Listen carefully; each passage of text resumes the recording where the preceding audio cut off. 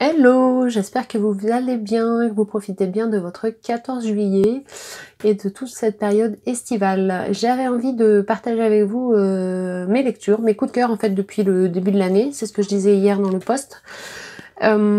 Pourquoi? Parce que écriture égale lecture et l'un se nourrit, l'un nourrit l'autre. En fait, ce sont des vrais vases communicants et puis aussi parce que je suis sollicitée régulièrement pour partager mes lectures, donc je me suis dit que ça pouvait avoir du sens de le faire aussi avec vous. Donc déjà, le premier point que j'avais envie de partager avec vous, c'était de prendre conscience, d'identifier pourquoi vous choisissez une lecture plus qu'une autre et qu'est-ce que vous venez chercher dans cette lecture en fait. Quand vous choisissez une BD, un manga, un roman biographique ou une biographie toute simple, un livre documentaire, un livre de dev perso, enfin qu'est-ce que vous venez chercher, quel est votre objectif, et de vous poser la question à la fin quand vous le refermez, dans ce polar par exemple, qu'est-ce que j'étais venu chercher, est-ce que je suis au rendez-vous, est-ce que j'ai atteint mon objectif, est-ce que l'auteur m'a répondu, est-ce que s'ils étaient simplement du plaisir, de la décontraction, est-ce que je l'ai eu, est-ce que si c'était des réponses à mes questions sur un sujet qui me passionne, est-ce que je les ai eues, est-ce que ça m'ouvre vers d'autres lectures, est-ce que j'ai envie de recommander ce livre, est-ce que non, au contraire, vraiment j'ai été déçue, donc bon voilà.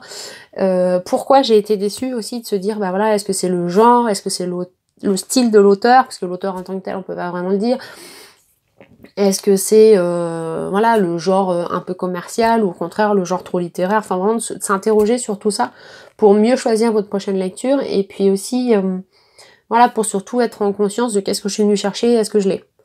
Si je l'ai pas, pourquoi il y a ce décalage, est-ce que je me suis trompée dans mon choix d'ouvrage, est-ce que comment je peux le rectifier la prochaine fois, voilà, tout ça c'est intéressant et puis voilà, donc s'interroger sur pourquoi ce livre, qu'est-ce que je viens chercher. Est-ce que j'y suis ou est-ce que j'y suis pas du coup et comment sur une prochaine lecture je peux mieux répondre à ma question si j'y étais pas, si j'ai pas atteint mon objectif. Aujourd'hui, vous vous en doutez, je vais vous partager donc un de mes coups de cœur depuis le début de l'année. Pour moi, c'était une vraie découverte alors que ce n'est pas un ouvrage récent, donc c'est un poche. C'est donc le livre Écriture, mémoire d'un métier de Stephen King. Il y a 5 raisons pour lesquelles j'ai envie de vous partager ce livre. La première, c'est que j'ai pris une claque en fait en le lisant.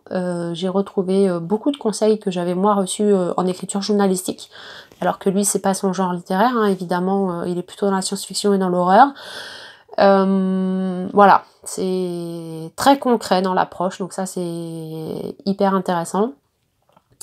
La deuxième raison, c'est qu'il y a toute la première partie qui est biographique, donc j'ai appris à mieux le connaître, et ça c'était intéressant parce que ça donne vraiment du sens à son choix de genre littéraire en fait. On comprend mieux pourquoi il est dans cette catégorie d'écriture, et sa vie, et on comprend aussi mieux son rapport à l'écriture, l'intensité qu'il a mis et la volonté qu'il avait d'être édité, donc comment il s'y est pris, tout ça il le raconte. Il raconte le soutien de sa femme, enfin voilà, tout ça c'est intéressant de voir son parcours en tant qu'auteur en fait. Le troisième point qui fait que j'ai choisi de vous parler de ce livre, c'est qu'il dit très clairement qu'il n'y a pas de miracle en écriture, qu'il n'y a pas un truc divin là qui nous parle, non. C'est le fait de travailler qui fait que notre écriture s'améliore en fait. Il n'y a pas de mystère, c'est le travail, la régularité, c'est exactement comme en sport.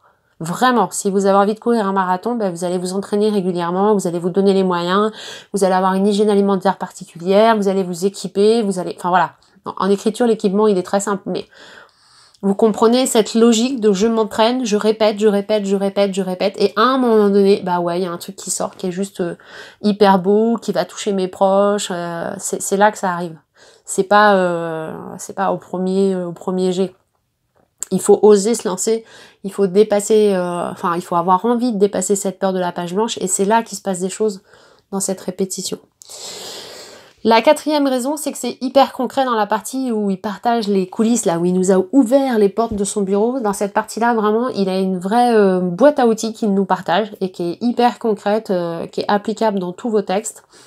Il nous dit par exemple qu'il faut limiter l'usage des adverbes puisqu'il n'apporte rien du tout au texte, qu'il faut bien choisir son mot, que c'est le juste mot qui fait l'intensité du texte et que le lecteur comprend, puisqu'il y a bien évidemment la notion de compréhension et d'émotion pour le lecteur. Et voilà, il partage, je vais pas tout vous citer parce que sinon du coup il n'y a plus d'intérêt à aller lire le livre de Stephen King, mais Vraiment, c'est très clair, c'est très précis, c'est très opérationnel, c'est applicable pour vous dès maintenant. Donc ça, c'est super chouette.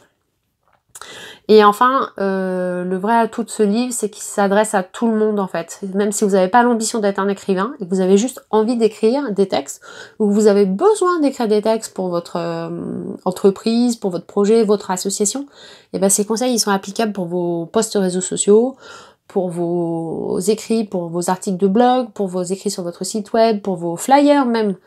C'est vraiment voilà, il vous explique clairement comment structurer sa phrase. Il est vraiment... alors après, c'est pas un livre de méthode non plus. Sur la forme, il est quand même dans la forme... alors sur la première partie, c'est plutôt romancé, même si c'est sa vie. Et c'est plutôt biographique, pardon. Et dans la deuxième partie, il partage son point de vue, il partage ses sources de commentaires, comment lui, il a progressé. Donc, et oui, et ses points de vue par rapport à l'écriture. C'est parti pris, en fait. Mais qui sont très opérationnels et très applicables par tout le monde, et c'est vraiment ce que je trouve très chouette dans ce livre, et c'est pour ça que je vous le recommande. Si vous l'avez déjà lu, je suis curieuse de savoir ce que vous en avez pensé. Si vous ne l'avez pas encore lu, que vous en avez envie, que je vous ai donné envie de le lire, dites-le moi. S'il y a d'autres lectures que vous avez envie de partager sur le sujet de l'écriture, je suis évidemment preneuse de vos recommandations. Et puis, si vous avez envie de partager votre lecture de l'été, votre dernier coup de cœur, surtout n'hésitez pas. Je regarderai tout ça avec grand plaisir. Prenez bien soin de vous et puis à la semaine prochaine pour une nouvelle lecture. Ciao ciao!